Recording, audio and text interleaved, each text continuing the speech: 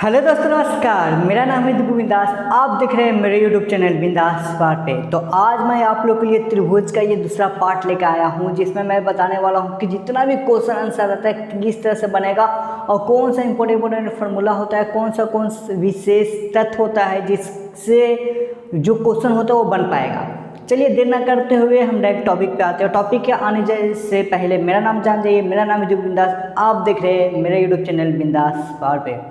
चलिए तो स्टार्ट करते हैं। ये पहला, ये इस क्वेश्चन आंसर बनाने से पहले ये आपको इम्पोर्टेंट जो फार्मूला होता है वो आपको याद करना पड़ेगा। फार्मूला कुछ नहीं होता है, सिर्फ समझना है। समझना क्या है, बोल रहा है यदि किसी त्रिभुज के किसी एक भुजक के समांतर, है ना, यदि किसी त्रिभुज के यानी ABC एक त्रिभुज है के समांतर कोई रेखा खींची जाए, के समांतर कोई भी एक भुजा है उसके समांतर एक रेखा खींचा जाए तो अन्य दो भुजाओं के एक ही अनुपात में विभाजित करती है। देखिए एकदम समझिए, एकदम विस्तार से समझिए कि किस तरह से बोला जा रहा है। कोई त्रिभुज है, ABC एक त्रिभुज है, इसके कोई भुजा है ना, भुजा के समांतर के क्या खींचा गया है, रेखा खींचा गया है।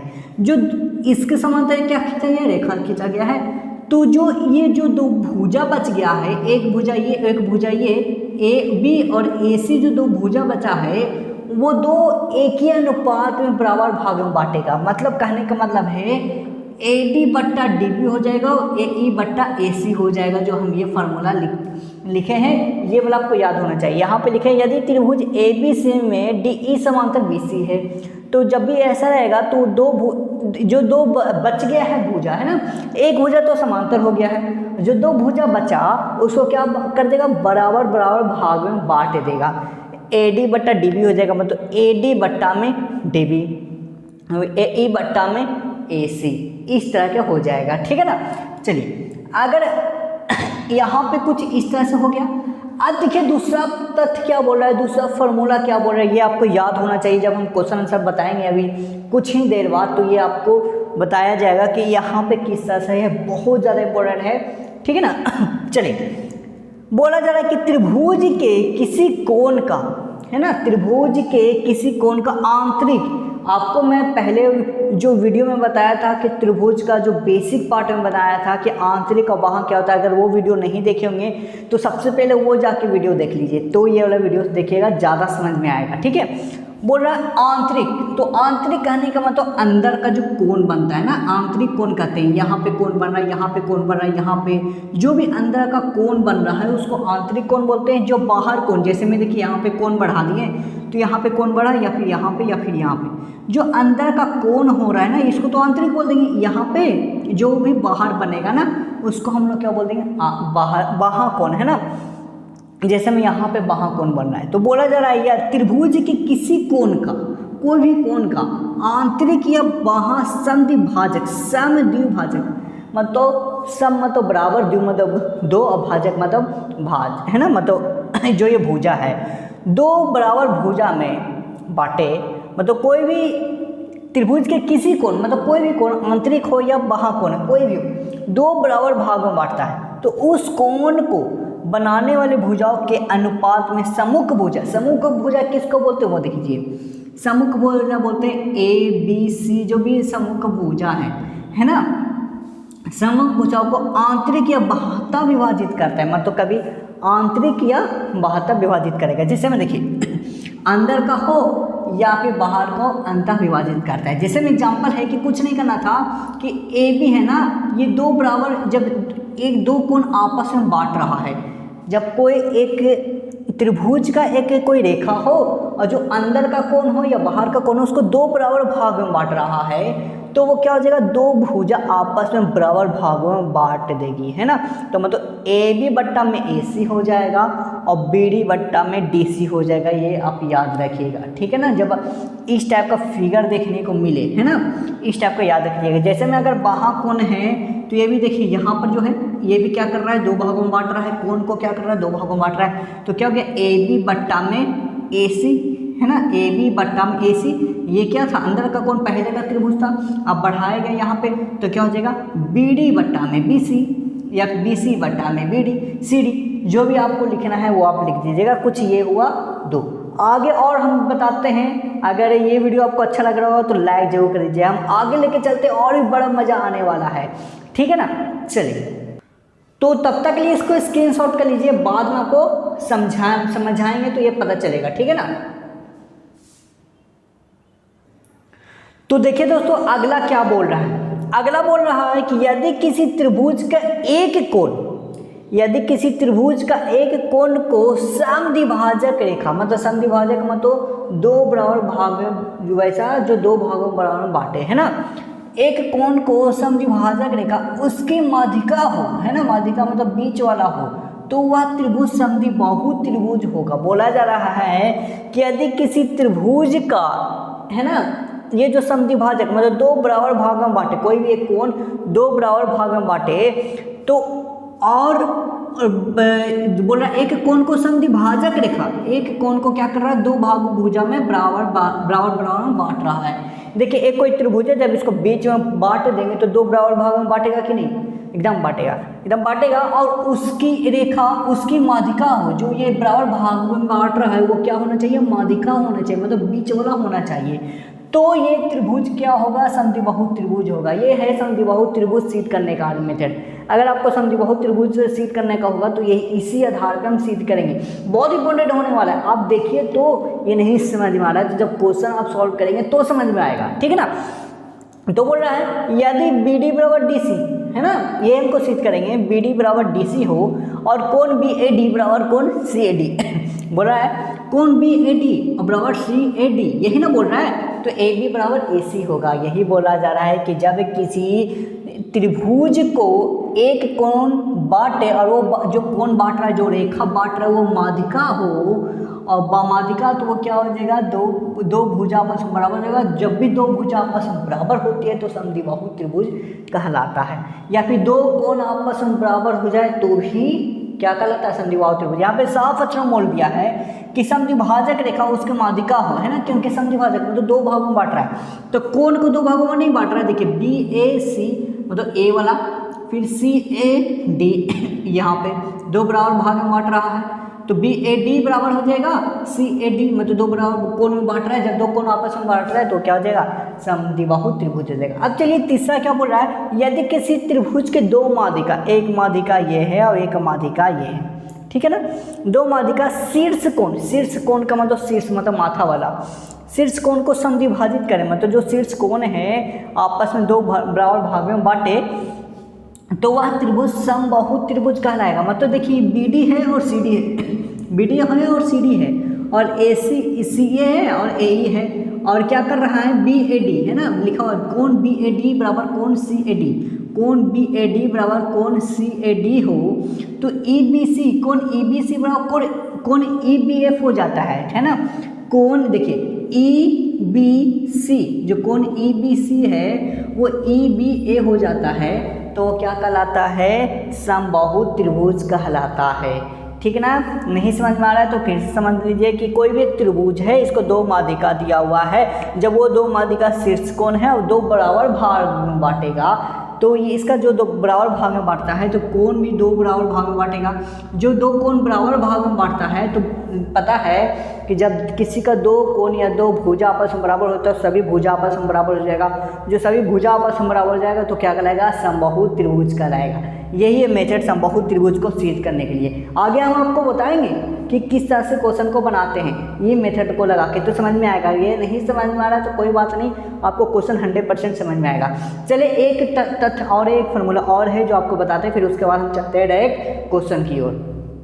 तब तक लिए इसको स्क्रीनशॉट लेना चाहते हैं तो ले लीजिए। तो देखिए दोस्तों, अगला क्या बोल रहा है। अगला बोल रहा है कि समलंब के विकर्ण। आपको बता देता हूँ समलंब चतुर्भुज के बारे में कि समलंब चतुर्भुज एक वैसा चतुर्भुज होता है, चार तो भुजा होते हैं लेकिन कोई भी कोण 90 डिग्री का नहीं होता है। ये हमेशा याद रखिएगा, है ना। कोई इधर के रहेगा, कोई इधर के रहेगा, 90 डिग्री नहीं होगा। अगर 90 डिग्री का होगा तो वो आयत कहलाएगा। यही इसी को कहते हैं समलंब। तो समलंब के जो विकर्ण होते हैं, ये जो विकर्ण हैं आपस में, एक यहाँ से क्रॉस गया, एक यहाँ से, मतलब AC एक विकर्ण है, एक BD विकर्ण है।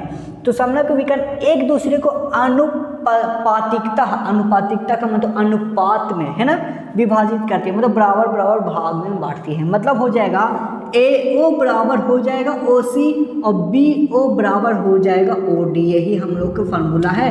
अगर हमको ये वाला सिद्ध हो जाएगा ना तो हम इसको बोल देंगे ये समलंब चतुर्भुज है। हम बता रहे हैं अभी क्वेश्चन में, देर ना होता है ना। यही है कि जब किसी समलंब चतुर्भुज के एक दूसरे को विकर्ण में प्रतिच्छेदी करती है या फिर एक दूसरे को जो विकर्ण होता है अनुपातिकता मतलब अनुपात में विभाजित करती है, मतलब बराबर अनुपात में बांटती है। मतलब AO मतलब इतना AO बराबर OC हो जाएगा और BO बराबर OD हो जाएगा। चलिए आप इसको स्क्रीनशॉट कर लीजिए। आप चलते हैं क्वेश्चन की ओर। क्वेश्चन जाने से पहले अगर आप ये वीडियो को लाइक नहीं किए होंगे और इस चैनल को सब्सक्राइब नहीं किए होंगे तो जल्दी से जल्द सब्सक्राइब कर दीजिए और लाइक जरूर कर दीजिए, ठीक है ना। चलिए तब तक के लिए इसको स्क्रीनशॉट कर लीजिए। तो देखिए दोस्तों, आपका इंतजार का घड़ी खत्म हो गया। अब हम आ गए क्वेश्चन की ओर। देखिए किस तरह से चुटकी में सॉल्व करवाते हैं और आपको बड़ा मजा आएगा। देखिए बोल रहा है कि निम्नलिखित आकृति में AD 1.5 है और DB 3 सेंटीमीटर है, AE 1 सेंटीमीटर है, तो और DE समांतर BC है। तो पहला निकालना है EC और दूसरा निकालना AC के माप बताना है। मतलब EC ये वाला पार्ट को निकालना है और AC पूरा पार्ट को निकालना है, ठीक है ना। तो देखिए हम लोग पढ़ के आए हैं। क्या पढ़ के आए हैं वो देख लीजिए। हम पढ़ के आए हैं कि किसी भी त्रिभुज के अगर कोई रेखा समांतर खींची हो, यदि किसी त्रिभुज की कोई रेखा समांतर खींची हो तो ये अनुपातिकता के रूप में बराबर विभाजित करती है। मतलब क्या पढ़ के आए हैं कि हम लोग इस तरह से आंसर में लिखिएगा सॉल्व में कि हम लोग पढ़ के आए हैं कि AD बराबर में बट्टा में DB हो जाएगा और AE बट्टा में EC हो जाएगा। कितना आसानी है दोस्तों, AD बट्टा में DB हो जाएगा और AE बट्टा में EC हो जाएगा, ठीक है ना। चलिए बराबर बराबर मान बैठा देते। AD का मान यहाँ पे दिया वो 1.5, DB का मान दिया हुआ है 3 सेंटीमीटर, AE का मान दिया हुआ है, इसका हमको निकालना है और पूरे को हमको मान निकालना है, बस, है ना। चलिए मान बिठाते हैं। यहाँ पे बोला जा रहा है कि AD के मान है 1.5, B जो बट्टा का साइन DB, तो DB का मान है 3 इक्वल टू AE, तो AE के मान है 1 और EC के EC रहने देते हैं, ठीक है। अब यहाँ पे पॉइंट हटाएंगे तो नीचे हो जाएगा 10 और यहाँ पे 15 का 15 और 3 में 10 से गुना हो जाएगा तो 30 बड़ा हो 1/EC और यहाँ पे कटेगा तो 15 दूना 30 क्रॉस मल्टीपल हो जाएगा EC, 2 में 1 से गुना हो जाएगा तो 2। EC का मान कितना आ गया दोस्तों, तो 2 आ गया। हम EC का मान निकाल दिए हैं। अब हमको AC का मान निकालना है। तो देखिए तो दोस्तों, अगर हमको AC का मान निकालना है तो AE और EC का जोड़ देंगे तो AC नहीं निकल जाएगा, एकदम निकल जाएगा। तो AC का मतलब है कि AE को और EC को जोड़ दो, है ना। मतलब इतना पार्ट है और इतना पार्ट को जोड़ देंगे। इतना को जोड़ने के बाद इतना लंबा लाइन नहीं हो जाएगा, एकदम हो जाएगा। चलिए जोड़ते हैं AE के मान। तो AE के मान कितना है 1 और EC हम लोग निकाले हैं 2, तो दोनों को मिला दिए तो कितना आ गया 3 सेंटीमीटर। ये का हो गया आंसर, ठीक है ना। तो कैसा लग रहा है। अब चलते हैं सेकंड क्वेश्चन की ओर। तब तक लिए इसको स्क्रीनशॉट कर लीजिए। तो देखिए दोस्तों, ये क्वेश्चन दोनों सेम है लेकिन थोड़ा सा डिफरेंस है ना, थोड़ा सा समझने की फेर है। क्वेश्चन क्या बोल रहा है कि त्रिभुज ABC में AB पर D एक बिंदु है जिसमें AD 4 सेंटीमीटर और DB 4.5 सेंटीमीटर है, ठीक है। और फिर भुजा AC पर AE एक बिंदु है जिसमें AE बराबर 8 सेंटीमीटर और EC 9 सेंटीमीटर है। तो बोला जा रहा है क्या ये DE समांतर BC होगी। सेम टू सेम है वही वाला, लेकिन इसमें विलोम पूछा जा रहा है। देखिए हम आप लोगों को पहला त्रिभुज में बताए थे यदि किसी त्रिभुज के कोई भी समांतर रेखा खींची जाती है तो वो क्या करता है, 2 बराबर भाग में अनुपात में विभाजित करती है। सेम उसका ही विलोम। जब किसी त्रिभुज के कोई भी रेखा समांतर हो तो वो 2 बराबर भाग में बांटती है।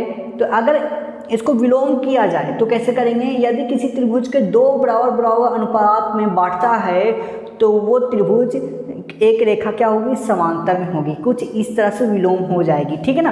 तो चलिए हम इसको प्रूव कैसे करते हैं। तो सबसे पहले इसमें दिया हुआ है कि AB पर D, AB पर A से B पर D है ना। तो जिसमें AD बराबर 4 सेंटीमीटर और DC बराबर 4.5 सेंटीमीटर। इसी तरह से है AC पर E है, AC पर क्या है, E है। तो यहाँ पे ए सी है ना, अगर ए सी अगर मानते हैं तो ए सी यहाँ पे, बी यहाँ पे हो जाएगा फिगर के अनुसार, है ना।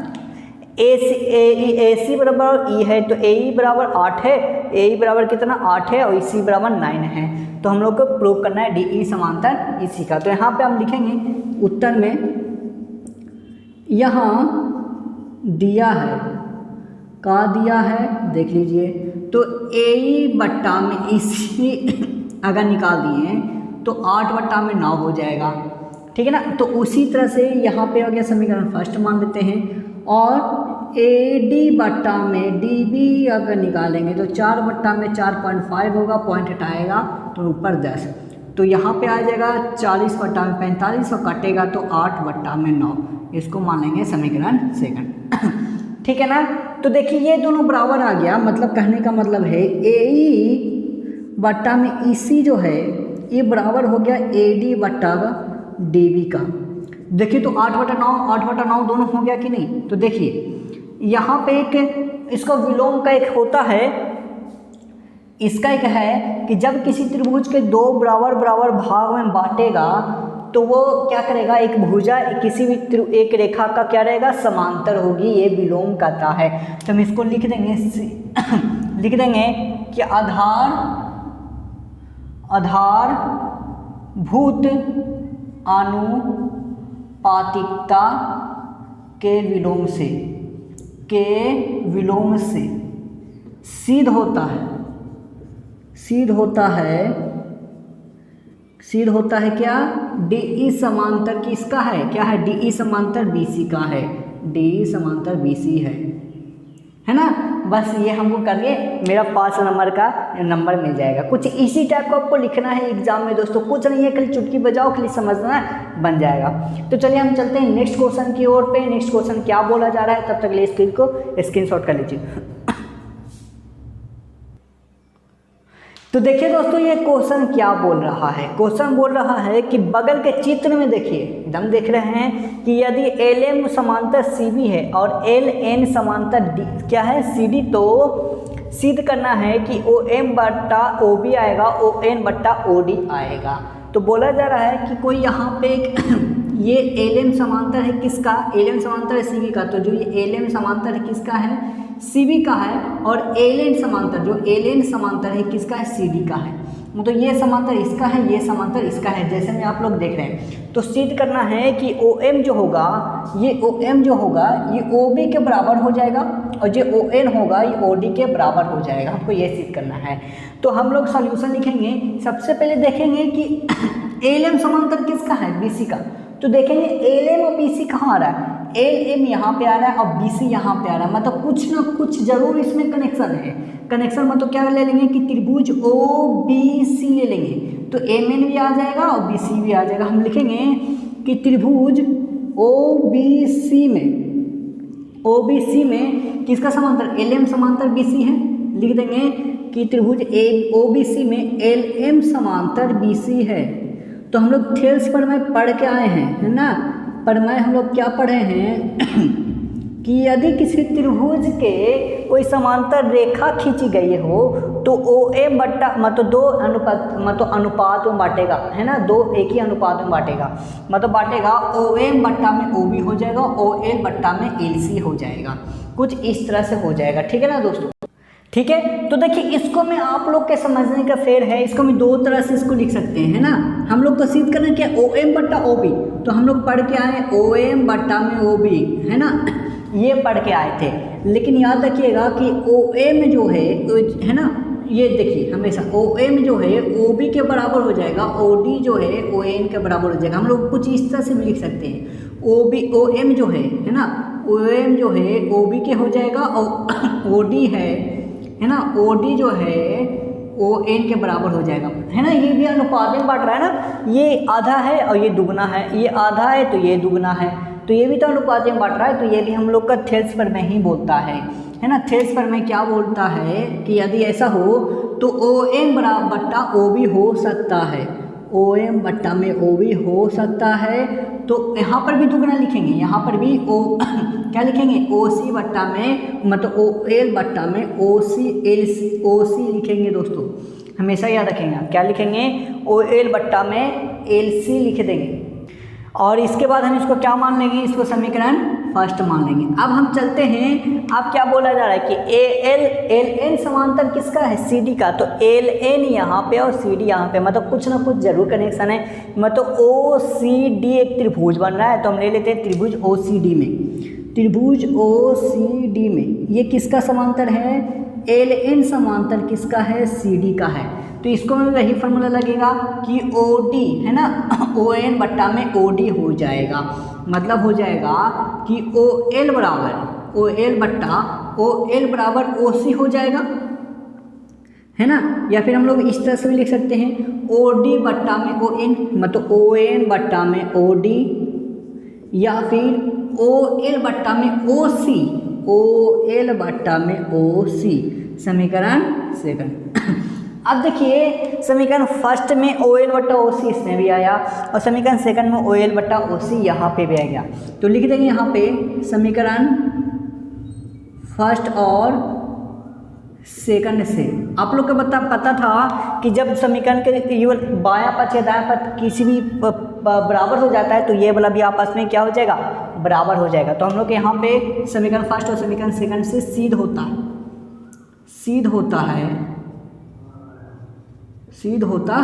क्या सिद्ध होता है वो देख लीजिए। सिद्ध हो जाता है, ये तो बराबर हो गया, ये दोनों बराबर हो गया। क्या बच गया? OM बच गया, यहाँ से OM बट्टा में OB बच गया और यहाँ पे क्या बच गया? ON बट्टा में ON बट्टा में OD। ये दोनों आपस में क्या हो गया? सिद्ध हो गया।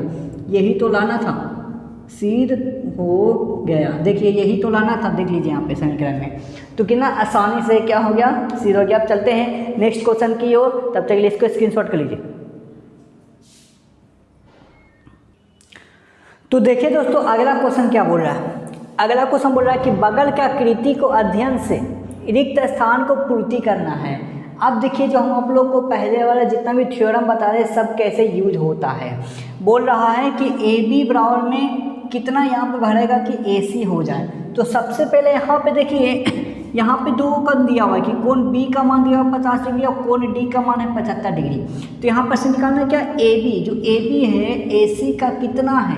तो सबसे पहले हम इसको मानते हैं सभी का कोण हम लोग मतलब सभी का कोण हम निकाल देते हैं। तो सबसे पहले हमको इसका कोण निकालते हैं। तो देखिए ये कोण को अगर हम लोग को निकाला जाए तो हम लोग आप लोग के हम थोड़ा सा पहले वाला वीडियो में, मतलब पहले वाला जो बेसिक वीडियो में हम बताए थे कि जब भी कोई त्रिभुज का अगर कोई एक ही रेखा पे कोण बन रहा है तो कितना डिग्री का कोण बनता है? 180 डिग्री का कोण बन रहा है। और दूसरा क्या बताए थे कि अगर हमको ये कोण निकालना है तो ये दोनों कोण के योगफल के बराबर हो जाएगा, लेकिन ये कोण तो दिया हुआ नहीं है तो हमको ये कोण निकालना है। तो ये कोण निकालना है तो एक ही रेखा पे बन रहा है। जब एक ही रेखा पे बनता है ना तो 180 डिग्री का एंगल, मतलब 180 डिग्री का कोण बनता है।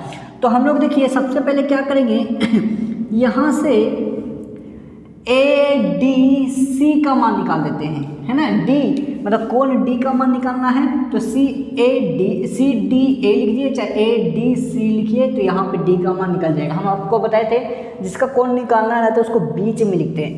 तो ADC मतलब कोण AD से निकालेंगे तो क्या करेंगे? 180 डिग्री में से कितना डिग्री घटा देंगे? 75 डिग्री। याद रखिएगा कि ये देखिए एक ही लाइन पे है, एक ही लाइन पे 180 डिग्री का कोण बन रहा है। मतलब ये जो डिग्री बनेगा यहाँ पे पूरा क्या बनेगा? 180 डिग्री। तो यहाँ पे 75 डिग्री पहले से है तो 180 में से 75 डिग्री घटा देंगे तो ये आ जाएगा। तो यहाँ पर से क्या निकल गया? 105 डिग्री, है ना। 10 में से यहाँ पे कितना आ गया? 105 डिग्री। अब देखिए 105 डिग्री आ गया। अब हमको क्या निकालना है? अब हमको BAC का मतलब यहाँ पे कोण हमको अब ये कोण निकालना है। कोण BAC का हम लोग निकालते हैं। तो देखिए ये पहला निकल गया। अब हम लोग निकालते हैं कोण BAC का। तो कोण BAC का हम लोग को पहले वाला बेसिक बताए थे कि जो अंदर का कोण होता है वो पूरे कितना होता है? 180 डिग्री का कोण बनाती है। तो 180 डिग्री का कोण कितना बनाती है? तो 180 डिग्री कोण BAC निकालना है। तो कोण 80 डिग्री में से क्या करेंगे? ये दोनों को घटा देंगे, जोड़ के घटा देंगे। 50 प्लस 75 तो 180 माइनस 75 कितना हो जाएगा? 5 और 7 5 12, 125। और 180 में से 125 गया, 10 में से 5 गया तो 5 बचेगा, ये बच गया 7, 7 में से 2 जाएगा तो 55। है ना, मतलब 55 डिग्री, मतलब यहाँ पे क्या बन जाएगा, 55 डिग्री का कोण बन जाएगा। ठीक है ना। अब हमको क्या निकालना है अब हमको इसका मान निकालना है, ठीक है ना। मतलब डी ए सी का या फिर सी ए डी बोले चाहे कुछ भी बोले, है ना, तो हमको निकाल देना है कोण सी ए डी का, कोण सी ए डी निकालना है। तो कोण सी ए डी क्या करेंगे, ये भी क्या है 180 डिग्री ही होता है, तो क्या करेंगे 180 डिग्री में से क्या करेंगे 105 + 20 घटा देंगे। तो देखिए यहाँ पर क्या बन जाएगा 180 डिग्री हो जाएगा माइनस 105 और 20 को जोड़ेंगे तो कितना हो जाएगा 175 डिग्री, 125 डिग्री हो जाएगा, है ना। 0,5 हो गया, 2 हो गया 125। अब 180 में से 25 जाएगा तो यहाँ भी क्या हो जाएगा 55 डिग्री ही हो जाएगा।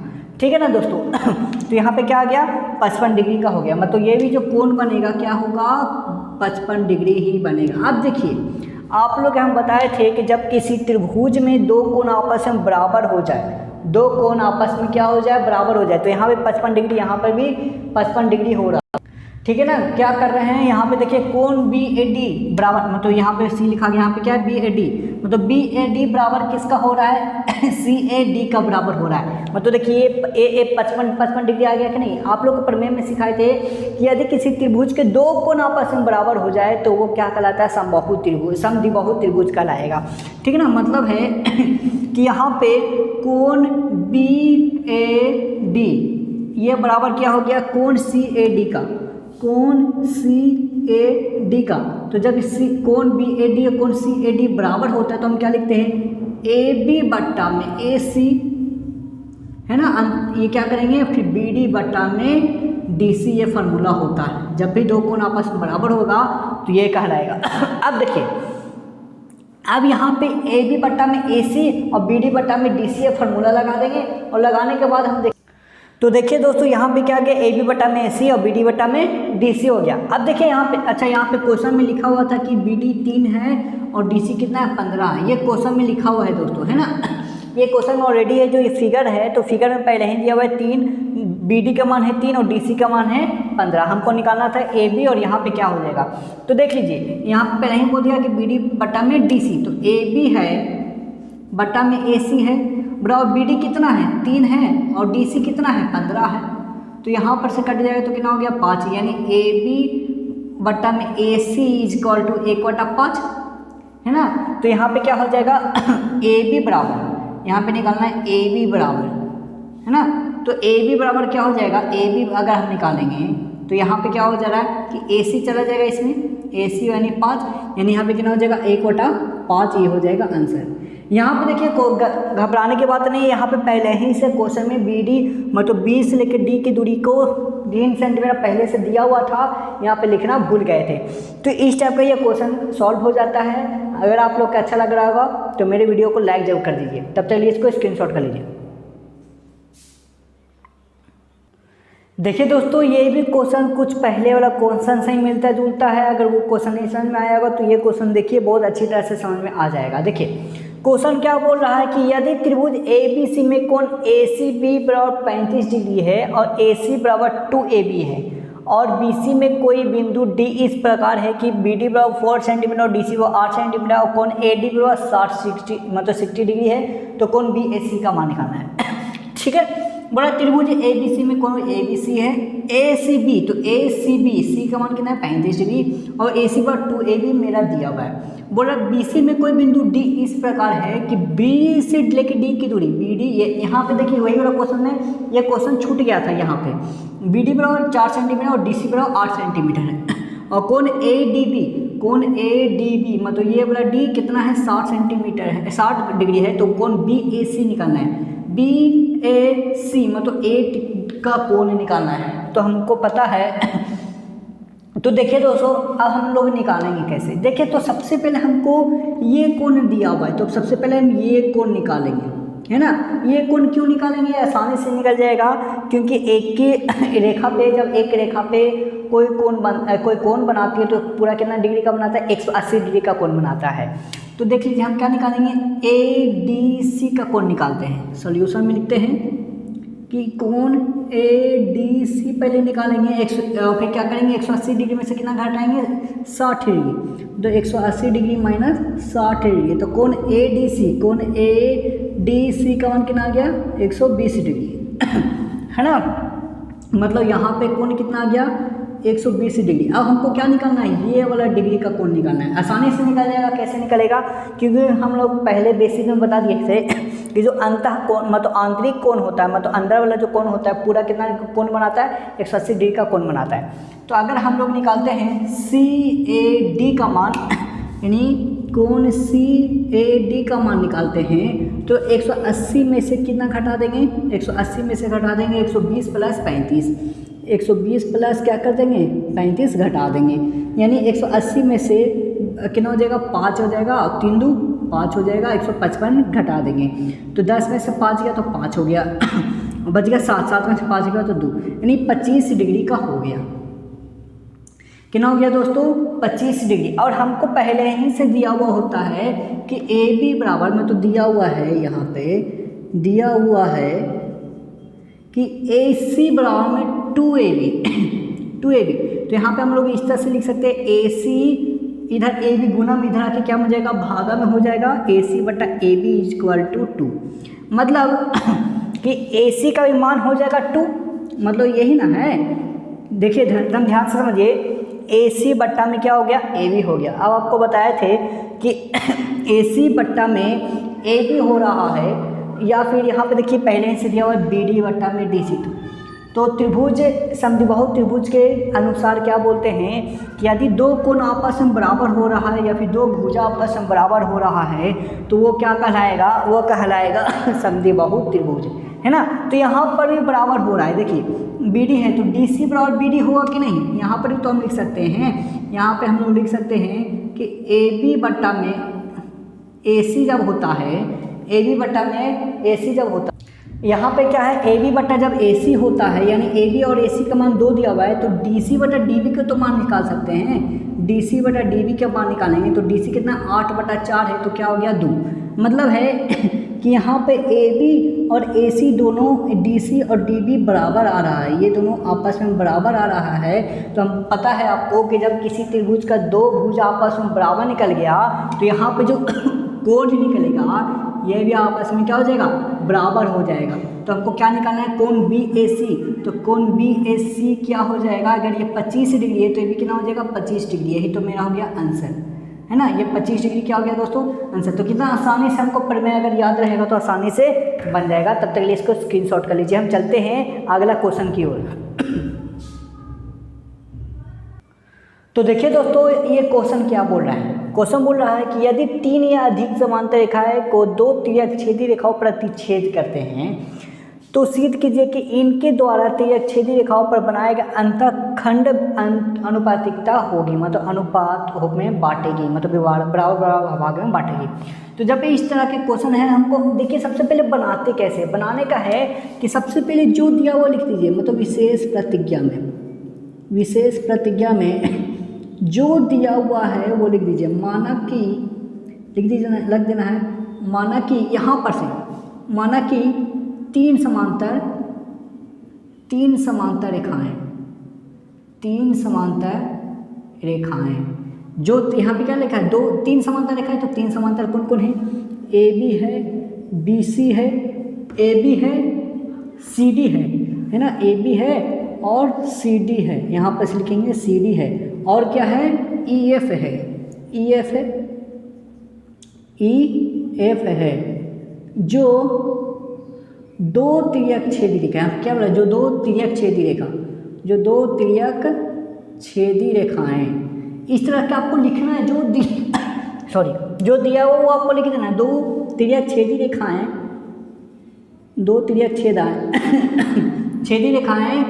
कौन है, LM और PQ है, LM और PQ है, जो है ना, जो रेखाओं किसको ACE, जो रेखाएं जो लिखा हुआ है ना लिख दीजिए, जो रेखाएं ACE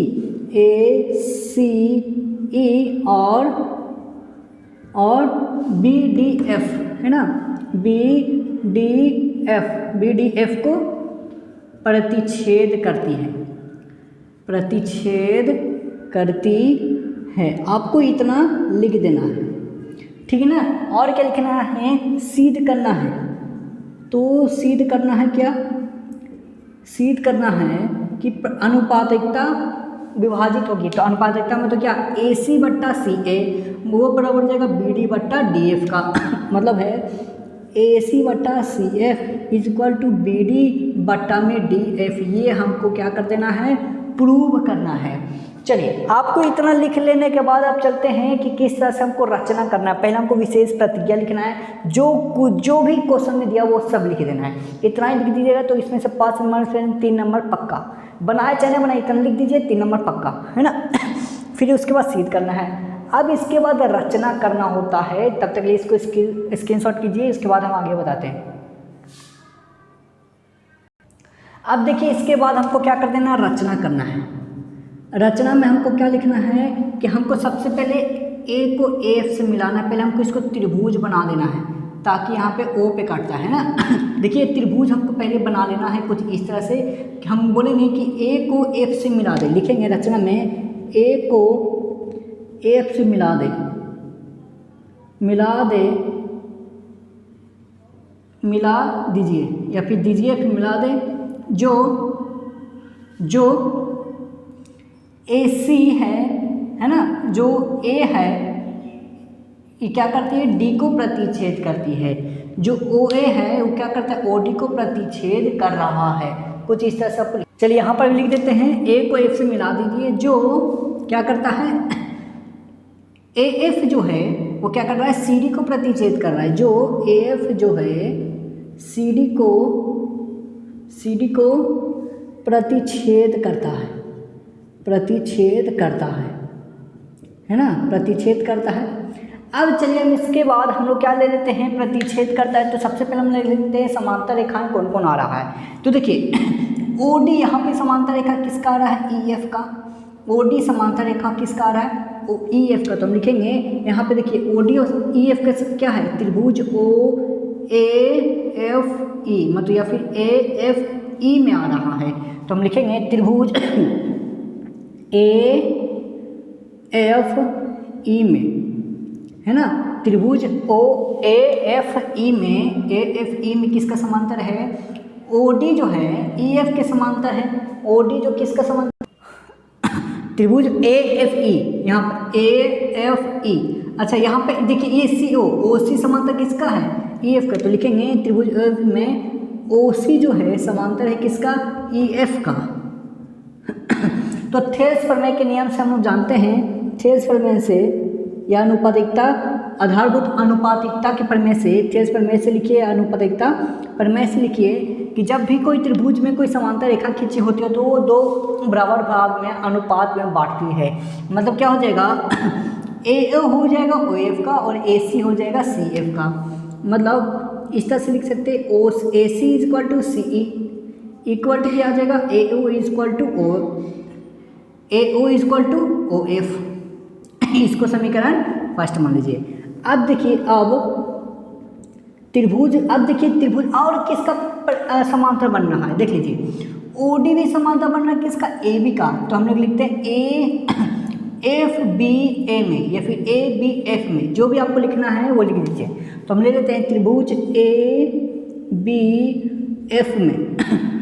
एफ में समांतर किसका है, ओ डी समांतर है ए बी का, है ना। ओ डी समांतर किसका है, ए बी का। तो यहाँ भी थेल्स प्रमेय लागू होगा, तो यहाँ भी क्या होगा, थेल्स प्रमेय लागू होगा। थेल्स प्रमेय लागू कर देते हैं। जब थेल्स प्रमेय लागू करेंगे तो देखिए, यहाँ पे ले रहे हैं तो क्या हो जाएगा, बी डी बट्टा में D F is equal to A O is equal to O F. मतलब हो जाएगा बी डी बट्टा में डी एफ, है ना, बी डी बट्टा में क्या हो जाएगा, डी एफ, और बराबर किसका हो जाएगा, ए ओ बट्टा में O F, A O is equal to O F. यहाँ से समीकरण सेकंड बन के रेडी हो गया। ठीक है ना दोस्तों। देखिए दोस्तों, यहाँ पर से ये समीकरण बन के रेडी हो गया, आपको नहीं दिख रहा था तो हम इसको बता दिए। ठीक सर, मैं यहाँ पे क्या किए कि त्रिभुज ए बी एफ लिए। ए बी एफ में ओ डी समांतर ए बी का है, मतलब त्रिभुज ए डी ए यहाँ पे ए बी ई एफ में लिए। ए बी एफ में क्या है, ओ डी समांतर किसका है, ए बी का समांतर है। तो जब ये समांतर होता है तो थेल्स प्रमेय से हम क्या जानते हैं कि बी डी समांतर किसका हो जाएगा, डी एफ का, ए ओ समांतर हो जाएगा ए ओ एफ का। यही हम लिखे, इसको समीकरण सेकंड मान लिए। अब देखिए हमको क्या लिखना है, समीकरण फर्स्ट और सेकंड से, फर्स्ट और सेकंड से। अब देखिए जब समीकरण फर्स्ट और सेकंड बराबर हो जाता है, देखिए यहाँ पे ए ओ और ओ एफ बराबर आ रहा है कि नहीं। जब दो समीकरण आपस में ये दोनों बराबर होता है तो ये भी, जब दायां पक्ष बराबर हो जाता है, कोई भी एक दायां पक्ष या बायां पक्ष बराबर हो जाता है तो ये दोनों भी आपस में बराबर हो जाएगा। मतलब है कि ए सी बट्टा में सी ई, ए सी बट्टा में सी ई किसका बराबर हो जाएगा, बी डी बट्टा में किसका, डी एफ का। यही तो हमको क्या करना था, सिद्ध करना था, जो सिद्ध हो गया है ना दोस्तों, सिद्ध हो गया। यहाँ पर से क्या हो जाता है, सिद्ध हो जाता है। चलिए अब चलते हैं नेक्स्ट क्वेश्चन की ओर से कि नेक्स्ट क्वेश्चन क्या लिखा हुआ है और कैसे बनाना है। तब तक लिए इसको स्क्रीनशॉट कर लीजिए, समझ में आ जाएगा। तो देखिए दोस्तों, अगला क्वेश्चन क्या बोल रहा है। अगला क्वेश्चन बोल रहा है कि सिद्ध कीजिए कि समलव एक चतुर्भुज को विकर्ण एक दूसरे को आनुपातिकतः विभाजित करते हैं। तो यहाँ पर देखिए एक समलव चतुर्भुज ले लिए, एक समलव ए बी सी डी। अब सबसे पहले हम आपको क्या बताते हैं कि विशेष प्रतिज्ञा लिखना है। तो सबसे पहले आप विशेष प्रतिज्ञा में लिखिए जो जो दिया हुआ है ना। देखिए हम लोग ले लिए क्या, मानते हैं, हम लोग मानते हैं, माना कि ए बी सी डी एक समलव चतुर्भुज है। ये सब लिखना है आपको, समलव चतुर्भुज है ना, जिसमें विकर्ण क्या है, जिसमें विकर्ण यहाँ पर लिख देना है, जिसमें विकर्ण कौन कौन लिए हैं, ए सी लिए, एक बी डी लिए हैं, जिसमें विकर्ण क्रमशः ए सी और बी डी है, जो ओ बिंदु पर प्रतिच्छेद करती है।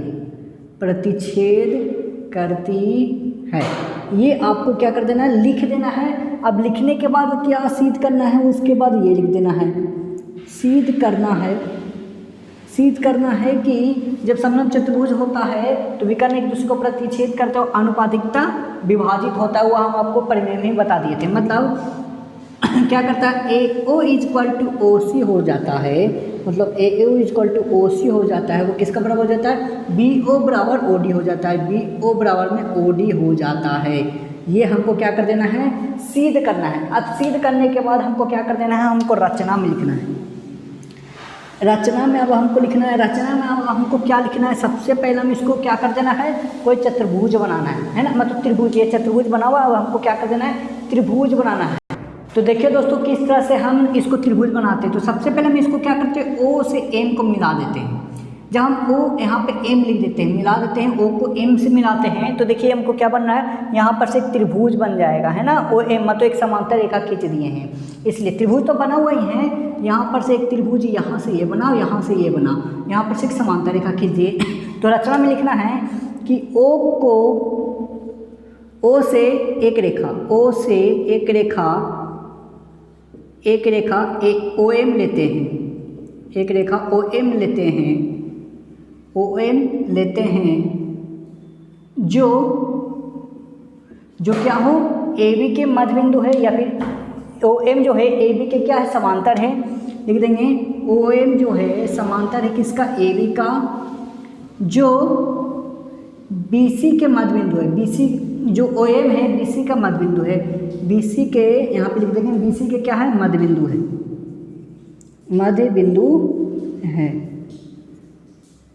चलिए अब यहाँ पर लिख दिए। इतना हमको लिखने के बाद अब हमको सिद्ध करना होता है। अब चलते हैं सिद्ध करने के लिए। अब सिद्ध कैसे करेंगे, तब तक इसको क्या कर लीजिए, स्क्रीनशॉट कर लीजिए। अब हम सिद्ध करके बताते हैं हम आपको। अब चलिए दोस्तों हम इसको सिद्ध करते हैं। तो सिद्ध करने से पहले हम लिख देंगे उत्पत्ति। उत्पत्ति में हम क्या लिखेंगे, देखिए सबसे पहले तो सबसे पहले हम लेते हैं त्रिभुज ए बी सी, क्योंकि समांतर ये है ना, तो समांतर एक ए बी का समांतर है, एक ओ एम किसका समांतर है, डी सी का।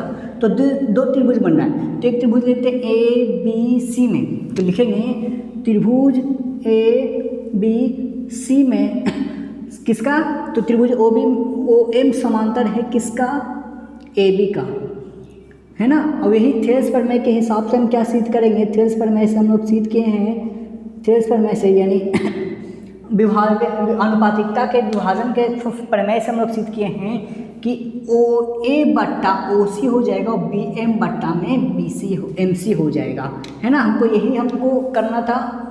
तो चलिए हम यहाँ पे क्या करते हैं, लिख देते हैं, मतलब हो जाएगा ए ओ बट्टा में ओ सी, ए ओ बट्टा में ओ सी, अब क्या हो जाएगा बी एम बट्टा में एम सी बराबर हो जाएगा बी एम बट्टा में एम सी। चलिए इसको समीकरण फर्स्ट मान लिए। अब हमको क्या कर देना है, दूसरा त्रिभुज, अब क्या लेते हैं, देखो त्रिभुज क्या क्या बना, बी डी सी बन रहा है ना।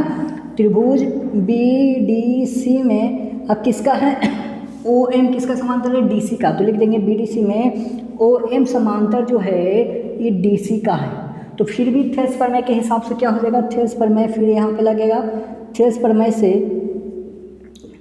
से क्या हो जाएगा, B O is equal to O D, B O is equal to O D is equal to B M बट्टा में एम सी, बी एम बट्टा में एम सी। अब इसको हम समीकरण सेकंड मान लेंगे। अब देखिए समीकरण फर्स्ट में देखिए बी एम बट्टा में एम सी है, समीकरण सेकंड में बी एम बट्टा में एम सी। जब ये दोनों आपस में बराबर हो जाएगा तो ये भी आपस में क्या हो जाएगा, बराबर हो जाएगा। तो लिख देंगे यहाँ पे समीकरण फर्स्ट और सेकंड से क्या हो गया, A O is equal to O C, A O क्या हो गया, ओ सी हो गया।